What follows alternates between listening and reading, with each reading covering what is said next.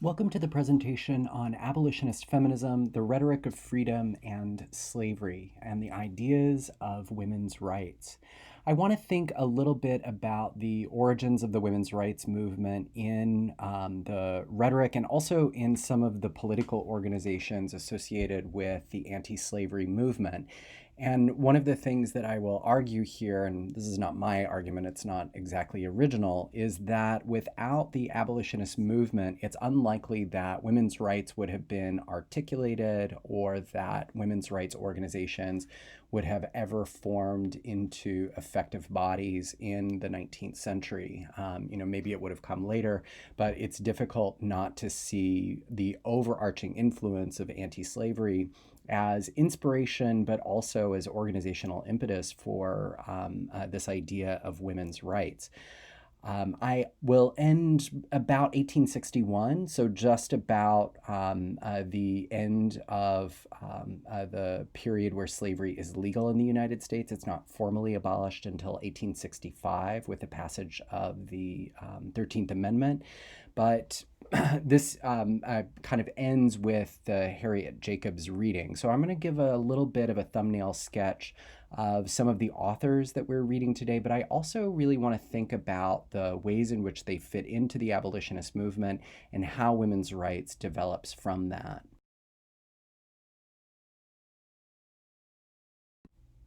In some ways, the origins of abolition far predate the arrival of transatlantic race based slavery in the 16th and 17th centuries.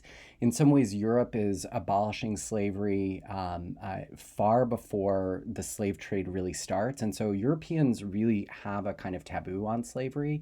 The so-called Norman Conquest in 1066 in England abolishes slavery there. Slavery is really popular with the Anglo-Saxon kingdoms that predate the arrival of the Normans, but the Norman invasion brings about this administrative change where slavery is abolished. In the 14th century in France, Louis X abolishes slavery there and actually makes this statement, somewhat grandiose statement, that France equals freedom. This is definitely not true.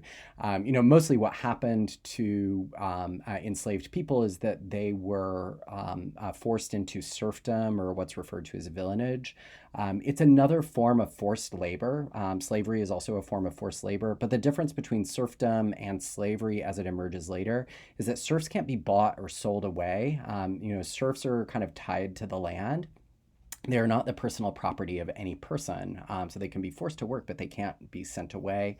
And serfs have way more legal rights than enslaved people do. Under the sort of laws that governed slavery before it was gradually abolished in Europe in the 11th, 12th, 13th, 14th centuries, you can kill enslaved people legally. And that is something that's really different for serfs. Serfs are kind of governed by certain customs and certain laws. So they can certainly be abused, they can be forced to work, but their lives are in some ways worth a lot more in terms of the law. This is kind of interesting because one of the things that you see with the development of racial slavery is that Europeans make all kinds of exceptions in the New World, or what they call the New World, the Americas, right? It's sort of a bad historical habit to get into to describe it the way that Europeans describe it. At any rate, Europeans really needed slave labor in order for the colonial project to succeed. So they increasingly overturned their previous positions on slavery. They twisted themselves into all kinds of theological knots to try to justify it. And ultimately, they just end up creating a whole new category for slavery. And that's sort of the category of race. It's not that physical differences are not notable before this categorical invention. But in the 16th and 17th centuries, most European powers that have colonies in the Americas will place restrictions on who can be a slave according to characteristics that we associate with race. No person of quote unquote pure European descent can be enslaved. Native Americans also cannot be enslaved. They're tortured and forced to work in other kinds of ways, but not through formal slavery. Anybody of African descent can be enslaved. And not only are they enslaved, but their children are enslaved. So slavery becomes an inherited characteristic. Slavery is tied to this idea of African descent. It's tied to certain kinds of physical characteristics. But one of the things that you note with slavery is that over time, because of the sexual assault of enslaved women, many of the people who are born to enslaved women have light skin and, in fact, are really not distinguishable from white people, but they are still enslaved. So, this concept of race is very complicated, and in some ways, it's invented strictly to justify slavery. So, one of the things that we might note is that Europeans are not just products of their time, they are not simply passive moral agents who did what everybody around them was doing. There's always this kind of feature of European culture that's very critical of slavery, that argues that it's sinful or it's a violation of natural law or the laws of God. And you see this abolitionist sentiment throughout the history of the transatlantic slave trade. And of course, the most important abolitionists, period, are enslaved people themselves, because from the moment that they are enslaved, the moment they are put in chains, they resist and they try to escape. And to me, that is really what abolitionism is. The sort of power and privilege of white people gives abolition a lot of weight in the 18th century, but abolitionists are not primarily white people. They are people who have experienced slavery themselves.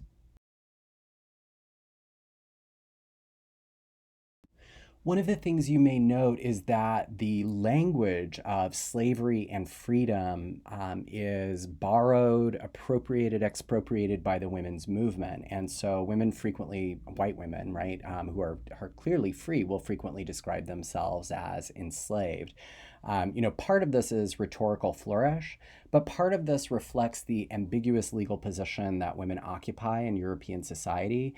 Women are not free, but they are certainly not enslaved, right? And one of the big differences between women's status and women's status and enslaved people's status is that enslaved people could really be sold away. They're chattel, right? This is what historians refer to as the chattel principle.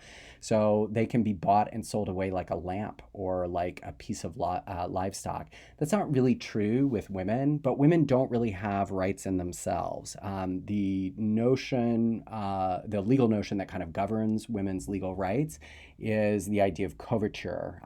Femme couvert simply refers to a married woman, but coverture is the larger legal system in European countries, and it's kind of a common law, which means like everybody knows that this is the law. It's not necessarily enshrined in a specific place, although certain elements of it will be written into the law in the 18th and 19th century. But coverture is the idea that a woman's legal status is tied to her next male of kin. Typically that's her husband, but for unmarried women, that could be a father, or it could be an older brother, or it could be an uncle, but typically it's sort of a man who is in charge. There are some exceptions to this. I mentioned this in a previous talk. Women could be widowed and have a great deal of freedom as long as they inherit a lot of money. So being a wealthy woman, the best thing that can happen to you, at least for your independence and your legal rights, is for your husband to die. Among working class people, there is this practice in certain parts of England called wife selling, but it's important to note that wife selling is pretty exceptional. It's not a super common practice, and it's also a cultural custom. Slavery, on the other hand, is enshrined in the law. And I have a little bit of note for you to just kind of explain the context of wife selling. Despite the fact that Africans and their descendants in the colonial world had always resisted slavery, had to some extent always been abolitionists, the first person to really get credit as an abolitionist is a white person. And again, that has a lot to do with the fact that white people have the power and the privilege to really project the message of abolitionism more than enslaved people. They carry more weight because of white supremacy, but they also carry more weight because they are seen as quote unquote impartial because they've never been enslaved themselves. It's kind of a little bit of a garbage logic, but it's something that you see a lot in the 18th century and the 19th century when people, free white people, begin to pay attention to abolitionists. One of the first really prominent figures in the abolition movement is a man named Granville Sharp. And Sharp's brother had been a surgeon in 18th century London, and an enslaved man had been pistol whipped by his enslaver. And so when he showed up, like, his limbs are swollen, he's bloody, and he's beaten. He is just in terrible shape. His name is Jonathan Strong. And so Granville Sharp sues basically to get his freedom. And ultimately, the argument is that slavery is not really legal in England. It may be legal in the colonies, but it's not legal in England. There's no law in the books that says that it's specifically legal or that it's sanctioned. Ultimately, this ruling is not accepted as like a permanent ruling in the Jonathan Strong case. And at one point, he is almost kidnapped and sold back into slavery in the West Indies. But because of Granville Sharp's power, his connections to the court, he's from a kind of an aristocratic family, he is able to secure Jonathan Strong's release. And this painting shows Granville Sharp restraining a slave ship captain named David Laird, who had attempted to abduct Strong from a hearing that had granted him his freedom. So this moment kind of makes Granville, it's well known in the press, and it kind of makes Granville Sharp a little bit of a superstar. Sharp is also ultimately involved in a very important precedent-setting ruling in 1772 that does not abolish slavery, but it declares that slavery is incompatible with British law. And it is a ruling that has this effect where enslaved people who are brought to Britain become free. However, you have to have the information and the resources to sue in court to become free. So throughout this period, enslaved people are brought in and they are brought out.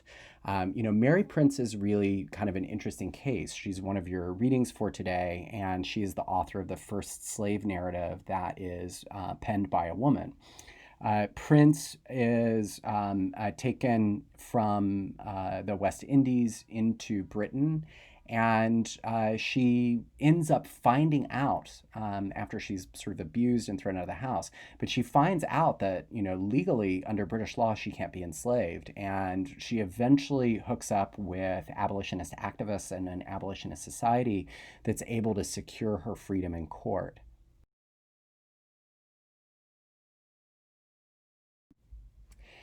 There is a tradition of enslaved people writing about their experiences in slavery. It's a tradition that's really kind of invented in the 18th century. The first slave narrative, as it's kind of understood today, is published in 1773, so just the year after the Somerset decision. But if you look at people writing about slavery and their experiences of slavery, one of the first, and certainly one of the first women, is Phillis Wheatley. And so I just wanted to emphasize that, we should think of her as part of an abolitionist tradition, even though she's not writing narratives. She's writing poetry that emphasizes values of freedom and that's highly critical of racism and slavery.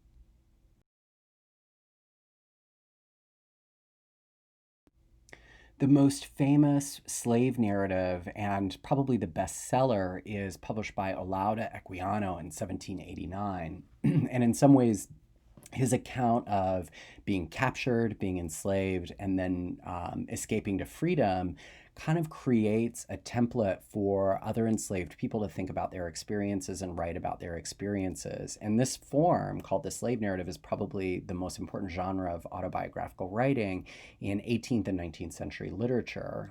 It's important for a number of reasons. One is that it communicates the humanity of enslaved people to white people. It communicates the horrible, unspeakable, murderous social, economic conditions of slavery, but but it also gives writers a chance to sort of develop their own interiority, their own complex understanding of what it means to be a self, and what it means to be free, and also what it means to be unfree. And so these documents are not just autobiographies, they don't just give us the details of individuals themselves. In some ways, they are models of consciousness, of a sort of freeing consciousness for enslaved people. In some ways, slavery leads to a lot of psychological damage. Many enslaved people internalize the values of white supremacy, and these slave narratives are really kind of powerful ways to counter that from within the sort of cultural resources that Black people are creating themselves.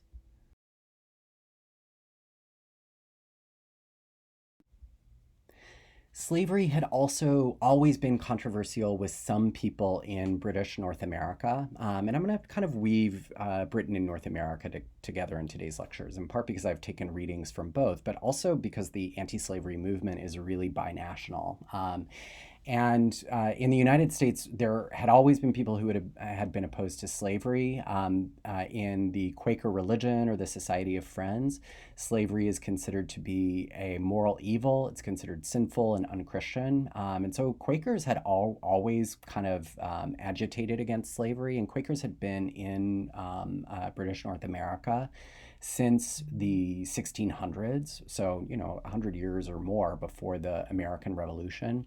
But on the eve of revolution, many politically active Quakers, especially in the Pennsylvania area, become much more active in agitating for abolition. And part of that is they see the American Revolutionary War as a potential way to undermine the slave trade and to ultimately abolish slavery. One of the pieces of hypocrisy in the American Declaration of Independence from 1776, which is written by a slaveholder, is that it complains about Britain imposing the slave trade on the Americas.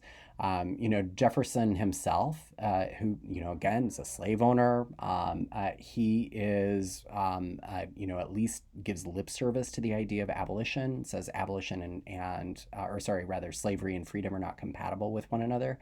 So, throughout American history, there's always been this undercurrent of opposition to slavery, even if it's a kind of hypocritical opposition, as you get with Jefferson. I say this just to kind of emphasize the contradictions and hypocrisy of American society in this period. There is this belief, you may know this from taking classes on the history of slavery or United States history, but there is this belief among most early Americans, including slaveholders, that slavery will eventually die out. It's an inefficient economic system. A famous liberal political economist named Adam Smith, who provides a lot of economic ideas for the American Revolution and the early American state, says that slavery is incompatible with a capitalist society. He says it's more expensive than wage labor, and also enslaved people are not incentivized by any wage, so their labor is not very efficient. It's interesting how many of these ideas are represented by Harriet Martineau in her piece on society in America. She also kind of reflects these ideas that, while enslaved people are not well treated, they are also lazy, and the white people who are in charge of them are also lazy because they don't do anything for themselves. This is an idea that's common to a lot of abolitionist thought at the time, which is not just that slavery is morally evil, but that it's economically inefficient. Whatever the case, it becomes economically necessary in the United States. And so it's really clear by the first couple of decades after the Declaration of Independence is signed that slavery isn't going anywhere. The Constitution that's ratified about 15 years after the Declaration of Independence enshrines slavery in the Constitution. It says enslaved people count as 3/5 of a vote for apportionment and voting reasons. And there are kind of implicit clauses that basically guarantee the right of enslavers to own human beings. So, whatever the case, the first real abolitionist movement in the United States is associated with an organizer named Anthony Benezet. He is a Quaker, He's involved in the political movements of his day. So he is writing letters to people in England, and he's also active in revolutionary movements in the United States, or what will become the United States.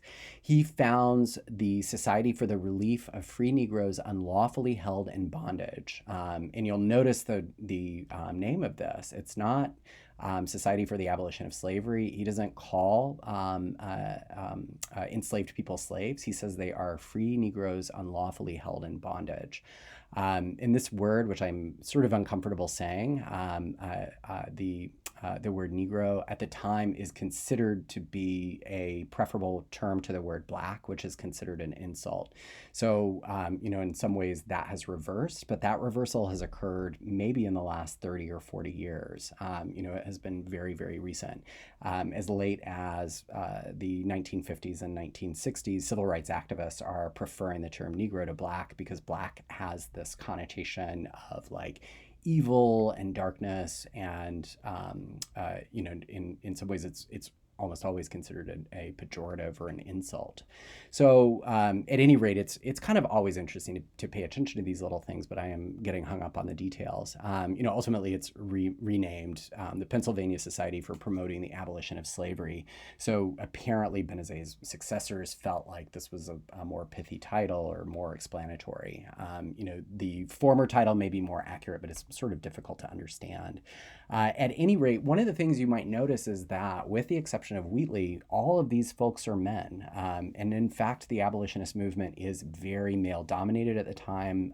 Women are not involved whatsoever, except, obviously enslaved women are advocating for their own abolition in other kinds of ways. But these abolition movements, these abolition organizations probably would not permit women to do anything but observe. And in most cases, they wouldn't even allow women to enter into the meetings.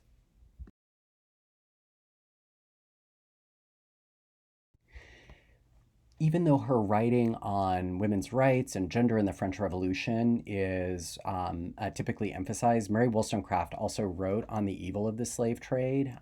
She was an ardent abolitionist. And, what's interesting is that while a lot of early 18th century feminists are not really involved in abolitionist movements, they all are thinking about abolition.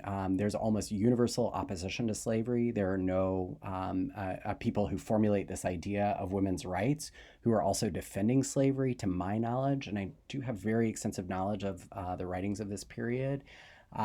So, in some ways, I think of Wollstonecraft as really typical, but her writings about slavery are always separate from her writings about women. And one of the things that you do see with Wollstonecraft is this template that's used by later feminists of comparing white women to enslaved people. And of course, if you're reading somebody like Harriet Martineau, or if you're reading somebody like Harriet Jacobs, we can see these as primary documents or primary sources about what slavery was actually like. And we can see that this equation was nothing more than rhetorical flourish, because white women had nothing in common with enslaved people in terms of social conditions and living conditions. There might have been similar kinds of frameworks with regard to the absence of rights and the absence of formal freedom, but there is a huge, huge, huge social, cultural, economic distance between free women and enslaved people.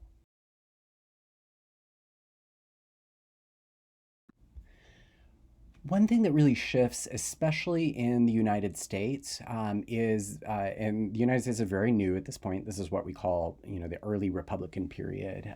Is you get this emerging ideology that really centers women as important to a democratic society, mostly as educators. And a lot of this has to do with the fact that the United States doesn't really have a private or public education system to speak of. And so most education takes place in the home. Americans are very anxious about their democracy. They are worried that ordinary people are not educated enough to exercise their rights. And in fact, until the 1830s, there are lots of states and jurisdictions that basically require men to own property before they can vote. So even many working class men are kind of excluded from American democracy. At any rate, there's this idea that, especially in middle class households and upper class households where the children are expected to one day be, the leaders of tomorrow kind of thing, women need to be well educated, and women also need to be morally virtuous.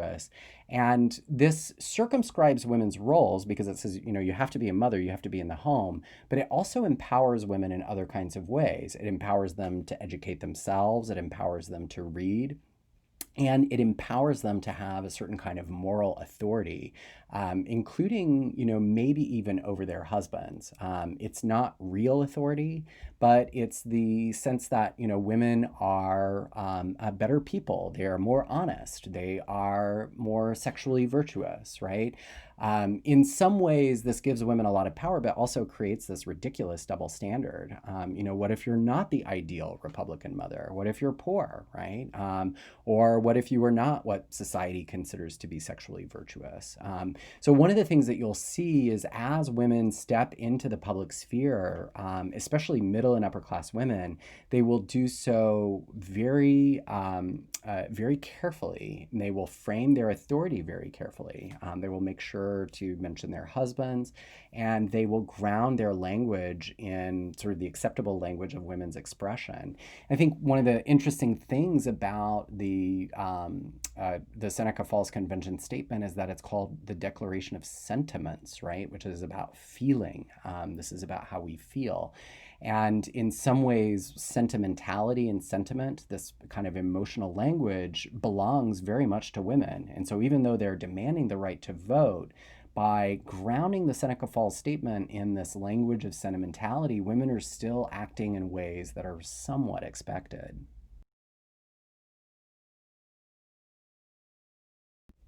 Now, out of this, you get the idealization of the separate spheres. And separate spheres is not a word that people in the 19th century are using. It's a word that historians and social scientists in the last 40 or 50 years have used to describe the gendering of space in the modern era. But it's basically the reconstitution of space as an ideal. And I say it's an ideal. For middle class and upper class people, it's an ideal that they mostly maintained. It's an ideal where women are in the house, right? Sort of the domestic goddess kind of role. And men are out in the world. They're working for wages. They're involved in the world of politics. They're publishing. They're speaking in public. Women are not supposed to do this kind of thing. So I see women's tasks and women's jobs within the home, these are unpaid jobs, become more elaborate and more complicated. Homes become more elaborate. They become more and more refined and more associated with the kind of province or cloistered space of womanhood. This will be important too because as women break out of the separate spheres, especially middle and upper class women, they attract a lot of criticism. And that's something that I'll spend a little bit more time on in a different presentation, but it's something I want to set up when we think about some of the statements at the Seneca Falls Convention. This is just a kind of a photograph that shows one of these elaborate parlors.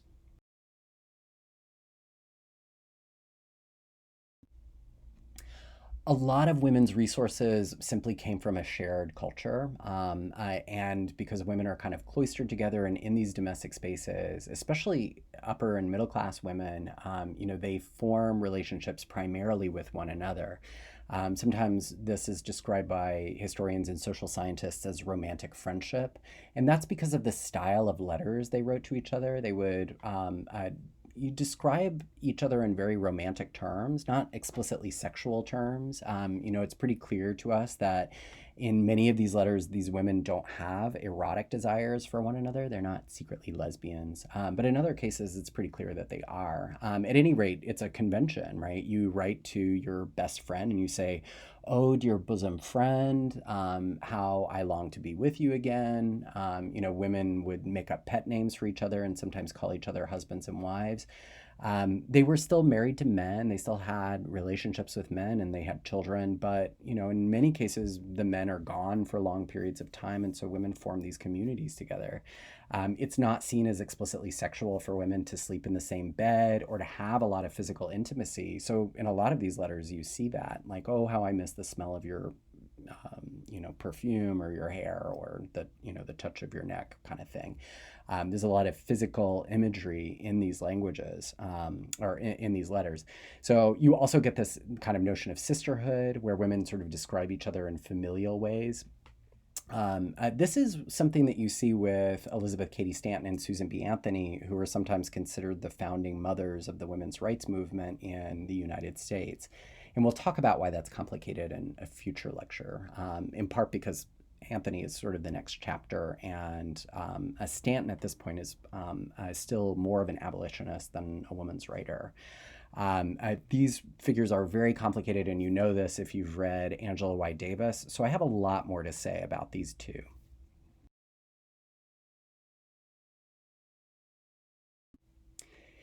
And as you may know, or may be able to guess just from reading Mary Wollstonecraft, the most important right that women are articulating in the early 19th century is the right to an education and the right to knowledge and the right to access information. And this is going to lead to the founding of some of the first women's institutions of higher learning. These are all in the United States. This is not happening in Britain at the same time. And in fact, in British society, if women are educated, they're educated individually by tutors. There are only a handful of schools. But in the United States, especially in the 1820s, 30s, and 40s, there is this rash of institution building. And it starts with a woman named Catherine Beecher, who opens the Hartford Ladies Seminary in 1823. So you see that here.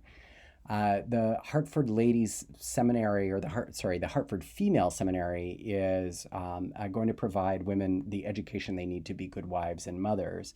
There's a lot of home economics curriculum as well. It's not just reading the classics and learning the Bible and knowing arithmetic. There's also a lot of focus on like cooking and cleaning and child rearing and things that today we associate with home economics. Catherine Beecher is an interesting figure too. Beecher's sister, Beecher is an abolitionist, by the way, and Beecher's sister is Harriet Beecher Stowe, who you may know is the author of Uncle Tom's Cabin. There are two abolitionists that I didn't mention in our readings, but I sometimes assign in classics and feminist thought. But they're the Grimke sisters, and they're probably I really I gave you a lot to read this week, so I felt bad giving it to you, but I should probably have a little bit more to say about the two of them. Angelina and Sarah Grimke are from a South Carolina slaveholding family, and they moved to Philadelphia because they become abolitionists and they become Quakers, and this is like kind of a religious awakening experience for them, where they realize their family are committing these morally atrocious crimes against enslaved people, and they're all going to go to hell. So there's a little bit of fear of that, but there's also, extreme sympathy for enslaved people. At one point, the Grimke sisters sponsor and adopt the multiracial children of one of their brothers. So they really are, in some ways, committed more to racial equality than a lot of the white abolitionists who just give lip service to Black people. At any rate, my point about Catherine Beecher involves the Grimke sisters when they decide to start writing publicly about the problems of slavery, and they are denounced. They are denounced throughout the United States. Their books are burned in their home town of Charleston, South Carolina, and they are told if they ever come to the South, they'll be lynched. So they don't, right? They hang out in Philadelphia and they stay active in abolitionist circles there. But Catherine Beecher sends them a letter and she kind of chides them and she says, it's not really women's place to do this. If your husband wants to speak out against slavery, then that's his right, but you should, shut up and raise the kids kind of thing. And Angelina Grimke responds to Catherine Beecher, and she says, well, if something is wrong, you should stand up and say it's wrong. It doesn't matter if it's in private or public. And really gives this sort of forceful explanation for why women should stand up against abolitionism. What's ironic about Catherine Beecher is that she wants women to be kind of private. She wants them to be wives and mothers. She doesn't want them to publish. But Catherine Beecher is probably the most widely published woman of her day. She's a household name, and she doesn't marry. It's really kind of a bizarre contradiction there. At any rate, this is just a lithograph that shows the Hartford Ladies Seminary.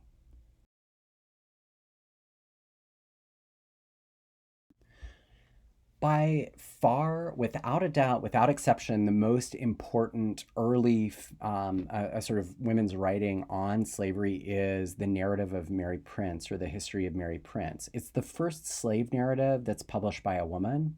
By this point, the slave narrative genre is pretty old. It's many decades old. Laura Equiano's book has been out for about 40 years. And so when this is published, it gives the perspective of slavery from a woman. And one of the things that Prince emphasizes that is also emphasized in many later slave narratives written by women, there's a lot of sexual abuse, right? I think one of the creepy things about the passage that I gave you is it seems like the enslaver that she is bound to is also maybe sexually molesting his daughter, and Mary Prince is somebody who kind of intervenes on her behalf. So there's also something interesting about Black women acting on behalf of white women, even within slavery. And, in some ways you see this kind of concerted resistance against patriarchy, right? And this is patriarchy in its most basic definition, where men are in charge of, not just their wives and their families, but households and enslaved populations and livestock and property. And it all belongs to a single person. So you see in this moment with Mary Prince and the enslaver's daughter, where there's almost a kind of solidarity between Black and white women. However, at other points, you see that one of Mary Prince's antagonists, and this is something that's brought out in other parts of the narrative that you didn't read, but it's implicitly in the section that you read. The people that really antagonized her were the white women, who were jealous of the fact that she's the object of sexual assault by the enslaver. So at any rate, I kind of gave a little bit of a biographical sketch of Mary Prince already, but Prince is kind of bounced around the West Indies. She is in Bermuda and she's in Barbados, and she eventually finds her way in England. Finds her way to England. I mean, she's brought there. She doesn't find her way anywhere. She is forced into a boat, and she is taken somewhere she's never been before. She's horribly abused in England, and she manages to make her way to a neighboring farm that is occupied by abolitionists. And she learns that slavery is not really legal in England, and she is able to ultimately sue for her freedom.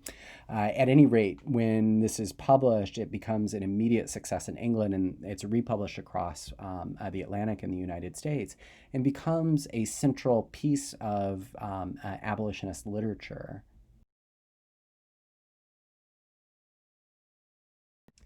By the 1830s, the most prominent anti slavery organizations in the United States have been formed. Abolition is a very fringe belief, though. You might think about it as like, the way that climate change and environmental activism was received like in the 1980s and 1990s, right? Like, these people are crazy. There's no way we're going to listen to them. These are radical ideas. Nobody's seriously considering the abolition of slavery. I heard the same stuff about global climate change in the 80s and 90s. And then later they come to occupy kind of a central consensus. In the 1830s, abolitionism in the United States is associated with William Lloyd Garrison, and his organizations give support to women, allow women in their organizations, but they're mostly male dominated. The exceptions might be the Grimke sisters. But at this moment, Harriet Martineau, who's already very famous as a writer and an intellectual in England, visits the United States, and she visits the American South. Martineau is very much opposed to slavery, But her opposition is very curious here. She seems to be opposed to it because it's worse for white people than it is for black people. And so there's something kind of curious or, maybe even a little bit hypocritical about what she's writing. I also wonder what she's observing. And this is kind of more of a rhetorical question for you.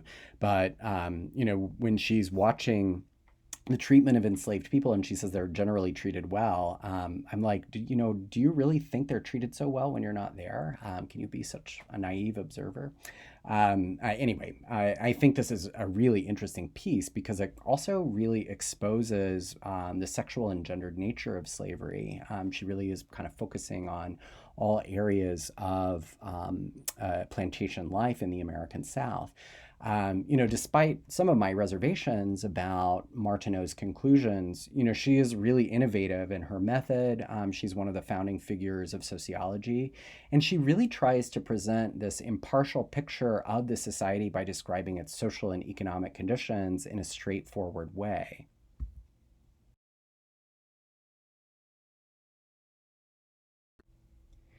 In the early 19th century, Britain and the United States, and also France, had taken different kinds of steps to mitigate slavery. I won't say abolish. England formally abolishes slavery in the 1830s. The United States stops participating in the international slave trade in 1807, which means enslaved people cannot be imported from outside of the United States. It has to be an internal trade, right? Which will lead to the sexual assault of black women and breeding programs to try to increase the domestic population of slaves. So, it has a kind of a complicated legacy, the abolition of the international slave trade. France is a little bit more complicated. I haven't talked about France very much, but France is also part of this a sort of abolitionist movement. In the French Revolution, slavery is abolished. It is briefly reintroduced by Napoleon, but for the most part in French society, there is great antipathy for slavery as a practice. Even though the French economy really depends on the labor of slaves, especially in the West Indies colony of Saint Domingue, which is now Haiti, right? And of course, the most important abolitionist movement is probably the Haitian Revolution in 1804. At any rate, France, England, and the United States have different anti slavery organizations and conventions throughout their history, but there's not a whole lot of international activity. In 1840, these different anti slavery societies hold a worldwide convention in London. And like each delegation is kind of elected from their own country, and they travel to this conference, and they're going to figure out what to do about slavery and how to get rid of it once and for all. By this point, especially in the United States, the abolitionist movement has really been beefed up by the presence of women and the participation of women. Even though Garrison, William Lloyd Garrison, is kind of the nominal head of the abolitionist movement in America, the other figure that's really associated with abolition is a woman named Lucretia Mott. And you can see Mott if you are looking directly behind the speaker, the person with his hand raised. Mott was well known in the United States, and aside from William Lloyd Garrison, is the most prominent white abolitionist at the time. At any rate, Lucretia Mott is sort of the spokesperson for the American delegation, and when she registers to speak, she is told by the convention organizers that women are not allowed to speak. And in fact, it's not even clear if they're going to be allowed to attend. So they are, kind of put in a cloistered balcony area, which is why she's sort of sitting in the back behind the speaker. And they're not allowed to talk or take part in the convention proceedings. And kind of in protest and in solidarity, William Lloyd Garrison joins the women. Elizabeth Cady Stanton, who at the time is married to an abolitionist lawyer, knows who Lucretia Mott is, and she approaches her and she says, we really should also have a convention on women's rights. Women are also excluded, and women also are not equals in this society. And so as a result, the experiences of exclusion at this convention will lead Elizabeth Cady Stanton, Lucretia Mott, and their abolitionist allies in the United States to organize the Seneca Falls Convention. And it takes a while, right? The Seneca Falls Convention will not be held until 1848.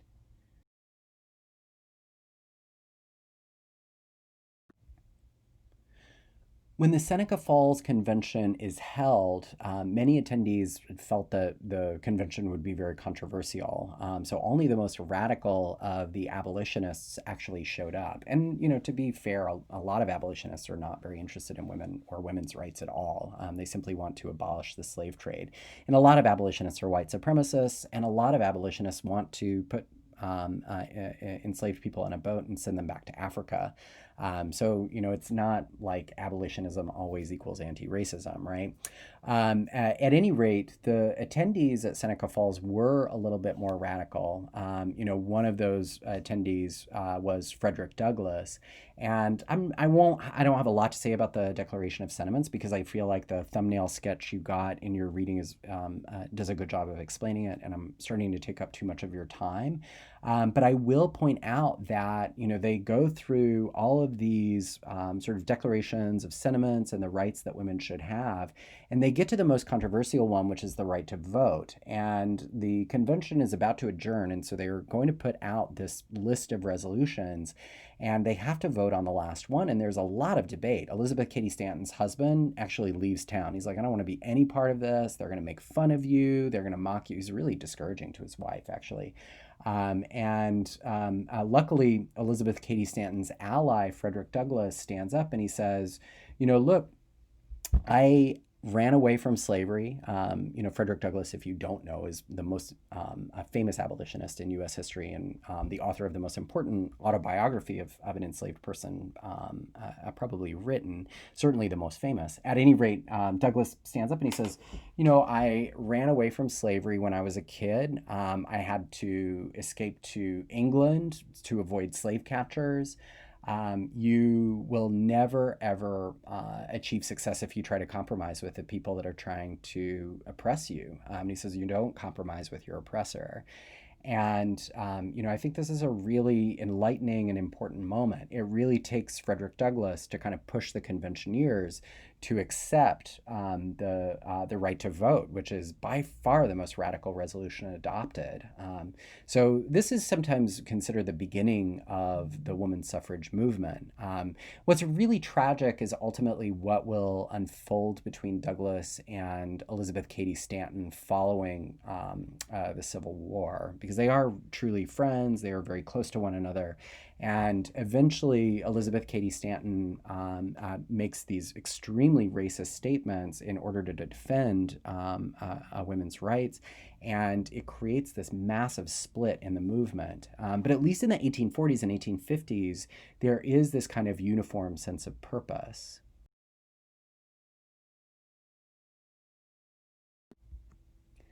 Out of the Seneca Falls Convention comes the AERA, or the American Equal Rights Association. And the person who is kind of most associated with the AERA, at least as like kind of one of their celebrities, is a speaking sensation named Sojourner Truth. And Truth gives a number of speeches at different AERA conventions in Ohio and New York and in New England. Truth was born into a slavery in New York as Isabella Baumfree. And she's really interesting when you read transliterations of Aren't I a Woman? She did not write her speeches down. Somebody else kind of transliterated these for her. So oftentimes when you read Sojourner Truth in the primary documents, she has this kind of Southern dialect or Black dialect. But Isabella Baumfree grew up in New York, upstate New York. She was owned by a Dutch man, so she probably had a Dutch accent. A lot of a lot of Sojourner Truth's life and legacy and words have really been sort of twisted through the lens of white activists who wanted to use her for their own purposes. But you still get a little bit of a sense of some of the ways that a truth kind of draws attention to multi frames of oppression. You see this especially with Aren't I a Woman? And in Aren't I a Woman, she seems to say that, this idea that women are protected, fragile little flowers is an ideal that has never applied to enslaved women or working women, certainly not to her. And so there's this sort of counter narrative that emerges in Sojourner Truth's writing and life. At the same time, Truth says some things that we might read and be disturbed by. There are those moments in her address to the AERA where she suggests that white people know more and have a lot to teach Black people. And so there are some complicated aspects of Sojourner Truth's legacy. This is a photograph of her much later in her life. This is in the 19th century. It's called a carte de visite, and it says, "I sell the shadow to support the substance." And this kind of tells us about what happened to many Black activists. She's upstate New York and she's in poverty, and the only way she's able to make a living is by selling these postcards to people, and selling knitting. A lot of the most important activists of the 19th century, especially if they were women of color, end up in poverty. They end up, washing the floors or taking in sewing work. This is what happens to Phyllis Wheatley. So there's something tragic about the ways in which women of color are kind of used up by these movements.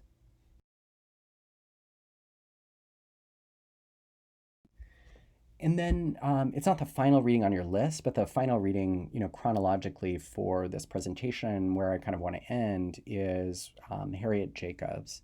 Harriet Jacobs was born into slavery and then escaped in 1842 after hiding out in an attic for several months. In fact, if you read the narrative incidents in the life of a slave girl, there are times where it reminds you a lot of reading like Corrie ten Boom or Anne Frank or other narratives of hiding out during the Second World War.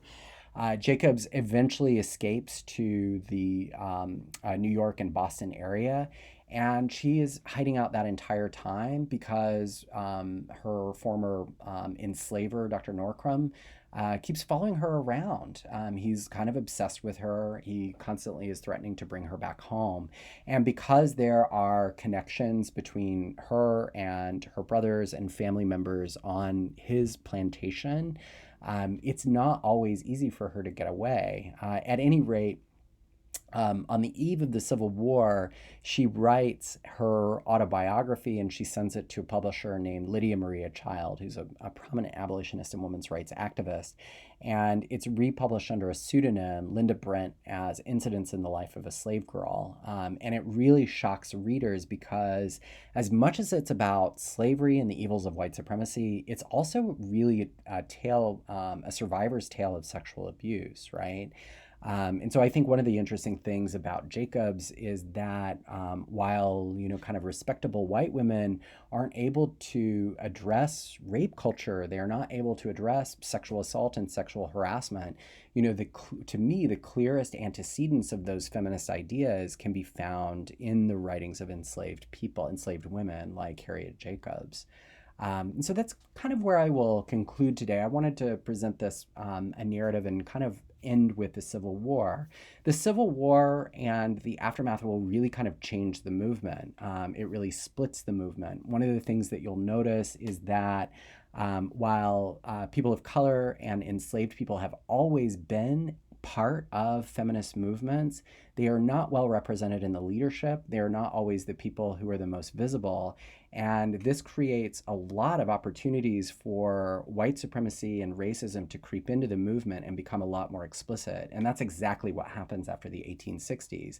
By the early 1900s, the women's rights movement has evolved so much that you have white supremacist feminists in places like South Carolina saying, if you vote for women's suffrage, we white women will promise to uphold Jim Crow at the polls. So this is something to think about when we look at the evolution of some of these ideas and these organizations.